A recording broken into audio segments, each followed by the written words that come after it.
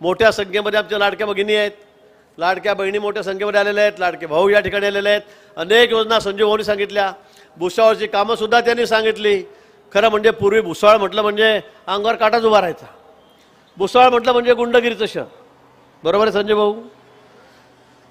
खंडणीखोरांचं शहर, गुंडांचं शहर, अशी प्रतिमा एकेकाळी या भुसावळची या ठिकाणी होती. विकास काहीच नव्हता, अस्वच्छता होती, काही नव्हतं. आणि भुसावळचा नंबर हा खूप खाली लागायचा स्वच्छतेच्या बाबतीमध्ये, सुरक्षेच्या बाबतीमध्ये. पण आता चित्र बदलायला लागलेलं आहे. संजय भाऊ सारखे आमदार, सुशिक्षित आमदार आपण या ठिकाणी दिले, सुसंस्कृत आमदार आपण या ठिकाणी दिले. राजकारणात जे सगळे गुंड होते त्यांना तुम्ही थप्पीवर लावून टाकलं, बरोबर आहे? काय तुम्ही हो नाही सांगतच नाही, मग घाबरताय का? मग काय, जोरात हो म्हणा ना. आणि म्हणून राजकारणातली सगळी गुन्हेगारी संपली, दादागिरी संपली. भाऊ इथे भुसावळमध्ये प्लॉट पाडायचे तरी पैसे द्या, बांधकाम करायचं एनओसी पाहिजे तरी पैसे द्या, घर पाडायचंय तरी पैसे द्या, सगळ्याच्याला पैसे द्या. जमीन विकत घ्यायची आजूबाजूला नगरपालिका क्षेत्रात तरी पैसे द्या. प्रत्येक गोष्टीचे कंप्लीशन सर्टिफिकेट, घर बांधून झालं त्याचे सुद्धा पैसे द्या. ही पद्धत सर्रास इथे सुरू होती. पण आताच्या काळामध्ये हे सगळं बदलत चाललेलं आहे. आणि आता तर मी सांगेल की आता आपण भाजपवर या ठिकाणी 100% भाजप आहे. तुम्हाला हे आश्वासित करतो, या जिल्ह्यातलं, या उत्तर महाराष्ट्रातलं तर या पुढच्या काळामध्ये सगळ्यात सुंदर, सगळ्यात स्वच्छ आणि सगळ्यात सुरक्षित शहर कुठलं असेल तर ते भुसावळ असेल. इतकं चांगलं काम आपल्याला या ठिकाणी करायचं आहे, इतकं चांगलं काम आपल्याला करून दाखवायचं आहे. देवाभाऊ आपल्या सोबत आहेत, मुख्यमंत्री आपल्या सोबत आहे, सरकार आपलं आहे. निधीची कुठे कमी नाही, अ वर्ग आपली नगरपालिका आहे, निधीची कुठे कमी नाही. पण आपल्याला आता कामं करून घ्यायचे आहेत. बाजूलाच तुम्ही जामनेरला या. आता तुम्ही सुटगिरणीच्या बाबतीत सांगितलं सावकारे साहेब, आपलं भुसावळ जामनेर काही लांब नाही, 15 मिनिटाचा रस्ता झाला आहे आता.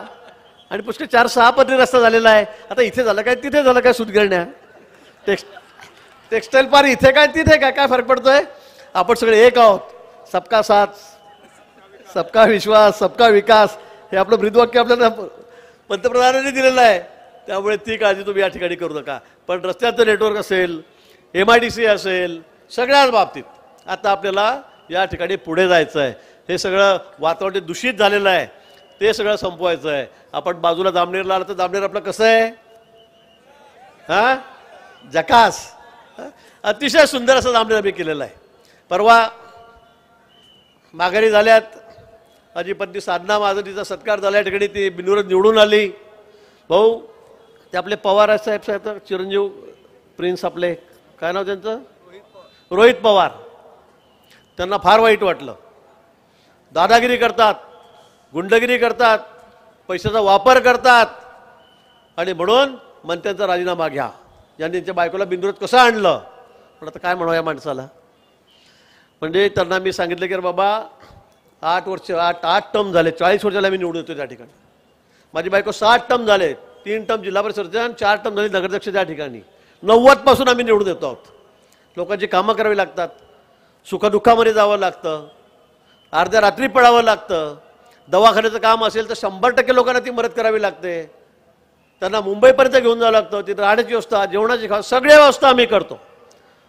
राज्यामध्ये कोणी करत नसेल इतक्या चांगल्या व्यवस्था आरोग्याच्या आम्ही त्या ठिकाणी देतो. आणि म्हणून लोक आम्हाला, खरं म्हणजे मी तुम्हाला नेहमी सांगतो की मी 3000 मतांचा मालक आहे. तिथे 4.25 लाख मतं, मग 3000 मतं माझे आहेत, ओबीसी.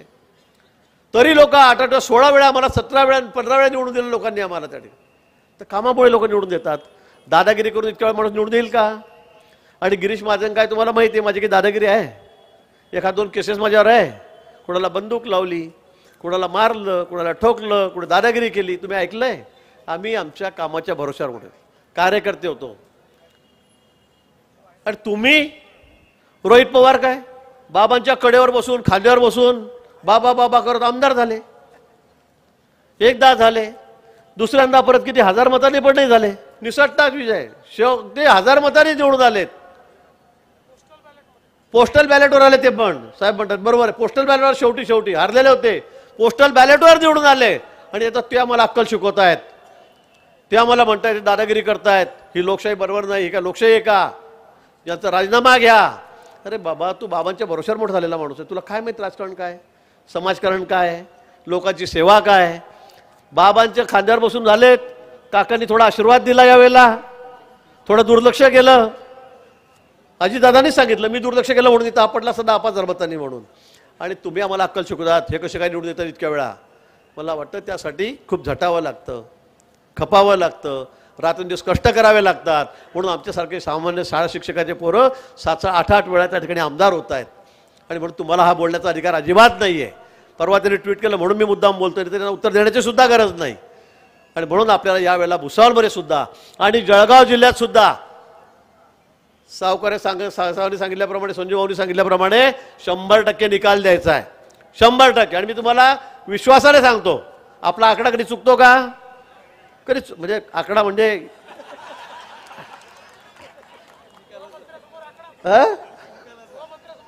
नाही, गृहमंत्र्यासमोर आकडा म्हणजे तो आकडा नाही, नगरसेवकांचा आकडा. आम्ही सांगितलं जळगावला आम्ही 55+ आम्ही 57 दिले, धुळ्याला सांगितलं 50+ आम्ही 51 दिले, नाशिकला मी सांगितलं 60+ आम्ही 67 दिले. त्यामुळे आमचा आकडा कधी खोटा ठरत नाही राजकारणातला. आणि म्हणून सगळंच आहे, तुम्ही काळजी करू नका, कोणी सुटणार नाही. 100% म्हटलं सगळे आलेच, मुक्ताईनगर सुद्धा आलं.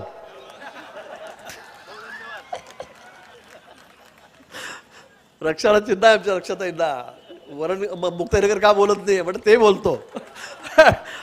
पण या ठिकाणी आम्हाला 100% निकाल या ठिकाणी द्यायचा आहे. मित्र, मी आपल्याला विनंती करेल, आपली पार्टी कार्यकर्त्यांची पार्टी, त्याची नुसत्या नेत्यांची पार्टी नाही आहे. रात्रंदिवस झटणारे कार्यकर्ते आहेत, राबणारे कार्यकर्ते आहेत. आणि म्हणून तुमच्या बळावर आपण या निवडणुका जिंकतो आहोत. असं काँग्रेससारखं ते उबाटा फापुटा काय काय ते सगळं त्यांच्यासारखं आपलं काम नाही आहे. शरद पवार काँग्रेस कुठे? मी रोहित पवारांना सांगितलंय की तुम्ही आता अजून काही दिवस राहिलेले आहेत, एक नगरपालिका जाऊ द्या, जामनेरची गेली, आता तिथे सुद्धा अजून 17, आम्ही 12-13 नगरसेवक बिनविरोध झाले, अजून 13 नगरसेवक यायचे, 17 नगरसेवक निवडून यायचे आहेत. पण तुम्ही येऊन बसा, मी एके दिवस गावात थांबत नाही. एका नगरसेवकाची सुद्धा, एका नगरसेवकाची तुम्ही फक्त डिपॉझिट वाचून दाखवा. म्हणजे निवडून आणायचं मी म्हणत नाही, फक्त डिपॉझिट वाचून दाखवा. तुमची डिपॉझिट सुद्धा तुम्ही एका नगरसेवकाची तुमच्या पक्षाच्या वाचू शकणार नाही. या जिल्ह्यामध्ये एक नगराध्यक्ष आणून दाखवा तुम्ही तिघं मिळून, म्हणजे उबाटा काँग्रेस, शरद पवार काँग्रेस, राष्ट्रवादी काँग्रेस, तुम्ही सगळे मिळून फक्त एकाच ठिकाणी भिडा कुठे आणि एक नगराध्यक्ष आणून दाखवा. माझं चॅलेंज आहे तुम्हाला. अशी तुमची कामगिरी आहे. कार्यकर्ते कुठेच नाही आहेत, नेते आहेत ते सगळे भरकटलेले आहेत. पोटसूट आम्हाला म्हणतात घ्यानं टाकणं काय रुमाल, टाकणं काय रुमाल. आम्ही म्हटलं बाबा आता हाऊसफुल आहे, आता सध्या जागा नाही, आम्ही नाही सांगतोय. पण तुमचं काय? तुमचं या ठिकाणी जिल्ह्यामध्ये काही राहिलेलं नाही, उत्तर महाराष्ट्रात काही राहिलं नाही, आता राज्यातही तुमचं काही राहणार नाही. परवा बिहारला निवडणूक झाली, कसा निकाल लागला? देशामध्ये इतक्या मोठ्या पर्सेंटेजमध्ये म्हणजे महाराष्ट्र आणि बिहार हे 1 नंबरवर आहेत, 1 नंबरवर आहेत. 50 फक्त आमदार आहेत तुमचे. कुठे आमदार राहिलेत? 50 पण पूर्ण नाही आहेत. 250 आमदार जवळपास आमचे आले, 240 आमदार आमचे आलेले आहेत. आणि म्हणून त्या गप्पा तुम्ही मारू नका. रोहित पवार घरात बसून नुसतं टिवटिव करतो का ट्विटरवर? लोकांमध्ये या, थोडी कामं करा. नुसतं नाजोबांचं नाव घेऊन मोठे होऊ नका, आपल्या घराण्याच्या नावावर मोठे होऊ नका. त्याच्यासाठी खूप कामं रबावं लागतं, खूप कामं करावं लागतात. आणि म्हणून मला असं वाटतं या लोकांकडे काही लक्ष देण्याची गरज नाही. पण मला आज आपल्याला आश्वासित करायचं आहे साहेबांना, आणि तुम्हालाही आश्वासित करायचं आहे साहेबांना, देवाभाऊंना, की आम्ही जळगाव जिल्ह्याचा निकाल हा 100%च देऊ. या पुढच्या काळामध्ये 5-6 दिवस आता राहिलेले आहेत. आम्ही आता बिलकुल कुठे लग्न याव काय असेल नसेल, थोडाफार वेळ त्याला द्या, फार जवळचं असेल तर, पण सगळं सोडून, सगळं विसरून आपण सगळ्यांनी आपापल्या गावामध्ये, आपापल्या प्रभागामध्ये, विभागामध्ये, आणि जिथे जवळपास कोणी आपले जवळचे लोक असतील, दुसरा मतदारसंघ असेल, त्या मतदारसंघात फोन करून स्वतः जाऊन आपणच निवडणूक लढतो. स्वतः मी नगराध्यक्ष होणार आहे, मी नगरसेवक होणार आहे, या भावनेने सगळ्यांनी त्या ठिकाणी काम करावं. कमळाच्या फुलाचं बटन दाबून त्या ठिकाणी आपल्या सर्व सहकाऱ्यांना त्या ठिकाणी निवडून द्यावं, एवढंच आव्हान आपल्याला प्रसंगी करतो आणि थांबतो. जय हिंद, जय महाराष्ट्र.